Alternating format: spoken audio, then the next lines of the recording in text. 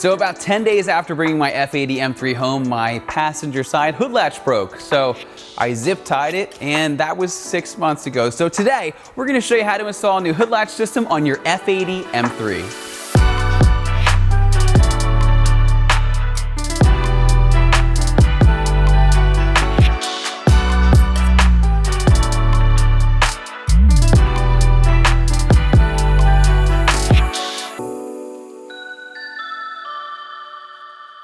Hey, this is Bryan. Thanks for watching Kies Motorsports. If you like our videos, give us a thumbs up. Make sure to subscribe and check us out at KiesMotorsports.com. That is right, about 6 months ago, my hood latch broke. We ordered a new one and we completely forgot that we had it. So we found it the other day while we were moving, and I am ready to get rid of those zip ties and install a new one.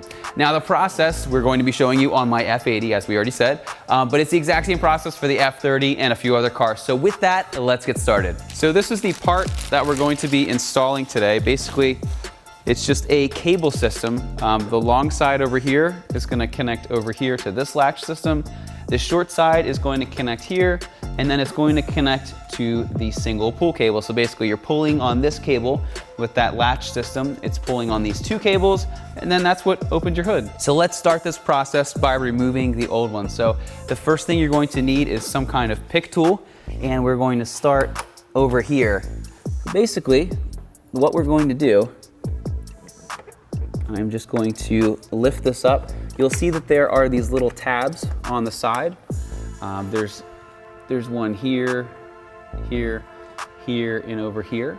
And basically you just have to get this little piece of plastic, this little plastic nub out through that hole. So once again, once it's clipped in, all I did was I just lifted it up over the tab, and then a lot of times the whole thing is just gonna pop off. So as you can see right here, there's this little ball that goes into that socket. So what we need to first do is relieve the tension. To do that, we just lift up right there, and you can pivot this over, and then that is going to pull out. Now with this process today, I'm going to show you how to do it while keeping pretty much everything intact. If you'd like to go the extra step and pull out this fastener right here, and if you want to pull off your strut brace, you are more than welcome to, but it is not needed. So what we're going to do today is going to be the correct way. It's going to be safe to do, and it's just going to take you less time than if you had to go take some of these other components off. Next, what you want to do is you want to lift this up. So you just get your hand under it and pop it up. There are just these two little securing points. There's one right here, and then there's also one right here. Now it's important to note how this is routed. So you can see that this goes through here, and it routes in that little clip system right there. And then it goes through this other little cutout right there. So with that, we're gonna just remove it in the reverse order. Okay, and then here we can see where the one goes over to the passenger side, and this one is on the driver. So with that, let's start on the driver's side. Okay, so if you look under here, I'm gonna try to hook it so that you can see where we're talking about, where my finger is wiggling. You need to take your cable and you need to pull it towards yourself. So you're gonna pull it towards the driver's side of the car. And then, I have to kind of get in here to see where it's going in. Okay, so then what you wanna do is just take some kind of pick tool like this. I like this little hook one.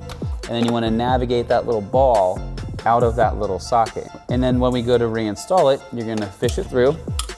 You're gonna put that little ball right where the end of my pick tool is right there. And then you route the wire through this little slit over there, and then you snap it back into place. Now with the passenger side, what you want to do is you want to follow this cable, and it's clipped in under here. Again, if you want to pull the strut brace off, you're more than welcome to.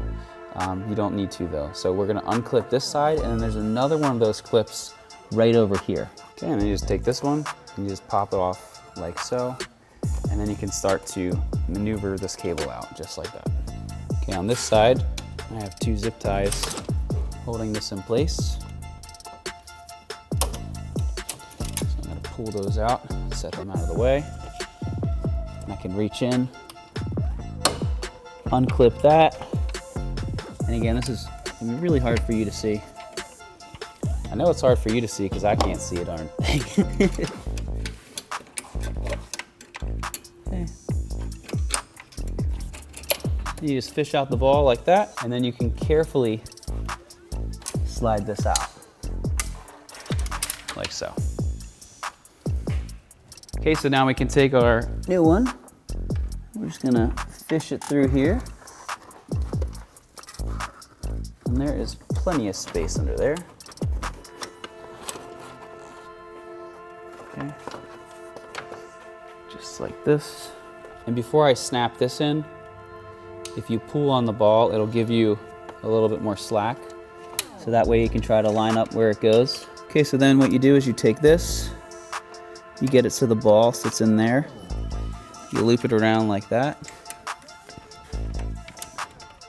And then you take the end, and this piece of metal is gonna sit in this groove. And you just take the whole thing, and then you just pull it towards you, and it'll snap into place just like that. Then while you're here, you can clip this back into that securing location. And we'll do the same thing on this side. Okay, now for this next one, instead of doing this clip, we're going to just push this into place. And the reason is if we push this into place, it's gonna secure it. And if I try to fish this through, sometimes this thing can whip around, and we don't want it to scratch the paint or anything. So just take those two pins and just snap it into place like that, and we're gonna leave this ball joint off for just 1 second. Then what you can do is take your longer cable, and you can feed that through there. Then you can take your shorter one here, and you feed it through here. And this is going to be hard to see, but just look for the opening that's about the same size as the ball. Okay, then pop that through there like that. And then same thing as before. You're gonna take that and you're just gonna snap that into place. So as you can see, this little cable right there, it goes through that little ball, and then the cable itself goes through that little slit, and then this snaps into place just like that.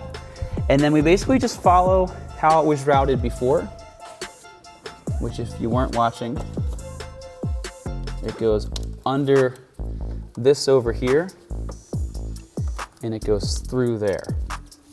So it goes through this spot, down here, over there, across, it gets clipped in twice, and then secured on the other side.